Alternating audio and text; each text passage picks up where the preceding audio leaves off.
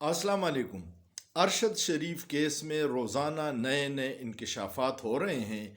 अब ये इंकशाफ हुआ है कि कीनिया पुलिस ने अपना बयान फिर बदल लिया है और ये स्टेटमेंट आई है कि कीनिया की जो गाड़ी चोरी हुई थी या गायब हुई थी वो 9 बजे मिल गई थी और अरशद शरीफ पे फायरिंग 10:30 बजे हुई है। इतना बड़ा तजाद है, तो फिर कौन था जो अरशद शरीफ को कीनिया में मार रहा था और उनको ये कराए के कातिल पुलिस मिल गए थे? ये बहुत अहम सवाल है। चीफ जस्टिस साहब को जो ख़त उनकी वालदा ने लिखा था उस पर भी बड़ी पेशरफ्त हो रही है और पाकिस्तानी हुकूमत के कमीशन को अरशद शरीफ की वालदा ने मुस्तरद किया है और उसने कहा है कि यूएन का इंडिपेंडेंट कमीशन बनाया जाए जो इस बात की तहकीकात करे। ये कभी नहीं होगा क्योंकि जो लोग इसमें इन्वॉल्व है वो इस तरह के कमीशन कभी नहीं बनाने देंगे। मसला ये है कि इशारे या उसको जिन लोगों ने तंग किया था वो सबके सामने हैं। उस पे 16-17 FIRs हुई, उस पे यहाँ अरसे दराज तंग किया गया। अरशद शरीफ जो सच बोलने वाला था, जो रिजीम चेंज को एक्सेप्ट नहीं कर रहा था और रिजीम चेंज के सहूलतकारों और उन किरदारों को बेनकाब कर रहा था, वो उन सब को ख़तरा था कि अरशद शरीफ अगर इसी तरह बोलता रहा तो मुश्किलात में इजाफ़ा होगा।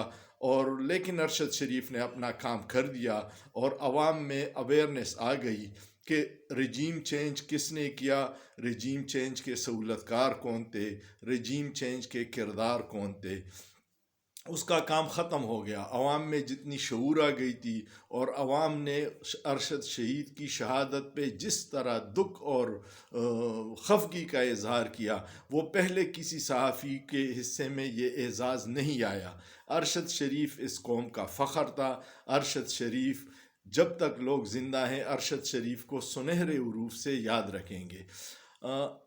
चीफ जस्टिस भी जो कमीशन बनाने की बात कर रहे हैं वो भी आपको मजाक ही लगेगा क्योंकि कुछ लोग अब उसको मजाक किस तरह बना रहे हैं कि जावेद चौधरी ने अपने प्रोग्राम में ये मजाक उड़ाया कि वहाँ से शुरू करे कि अरशद शरीफ KG में किस क्लास में था, मिडल में किस स्कूल में था, कॉलेज कहाँ से उसने पढ़ी, और ये सारे ड्रामे करके वो इस कमीशन को और इस तहकीकात को मुतनाज़ बनाने की कोशिश कर रहा था।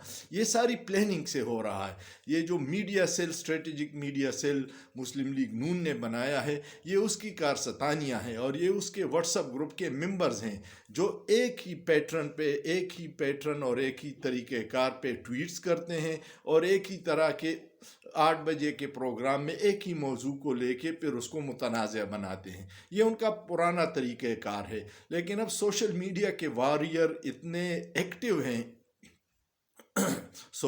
इतने एक्टिव हैं कि वो इस तरह की बातों का और बयानिए का 2 मिनट में बेड़ा गर्क कर देते हैं। ये अरबों खरबों रुपए लगा के जो चैनल्स जियो, समा, एक्सप्रेस, डान और ये दुनिया न्यूज़ एक बयानिया बनाते थे एक एजेंडे के तहत, उसको 200 रुपये का पैकेज डालने वाला एक सोशल मीडिया एक्टिविस्ट उसी वक्त उड़ा देता है। यही उनकी परेशानी है कि पहले तो हम बयानिया बनाते थे तो आवाम में वो बात फैल जाती और वो हमारे साथ खड़े होते। इस दफ़ा उनका झूठ चल नहीं रहा क्योंकि आवाम के पास दूसरा रुख जानने के लिए बड़ी सोशल मीडिया की बड़ी वसी दुनिया है जिसमें हर खबर की एक एक सेकंड की और एक एक मिनट की अपडेट्स आती रहती हैं। अरशद शरीफ की जब भी शफाफ तहकीकात होगी तो मुजरिम सबको पता है लेकिन नाम न आ जाएंगे सामने। अरशद शरीफ पे 17 FIR किसने काटे?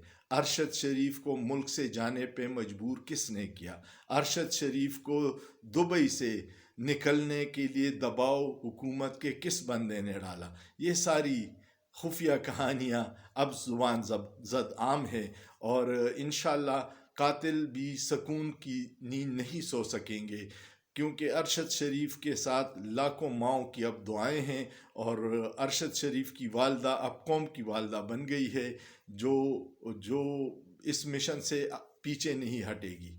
हम सब की दुआओं में अरशद शरीफ याद रहेगा।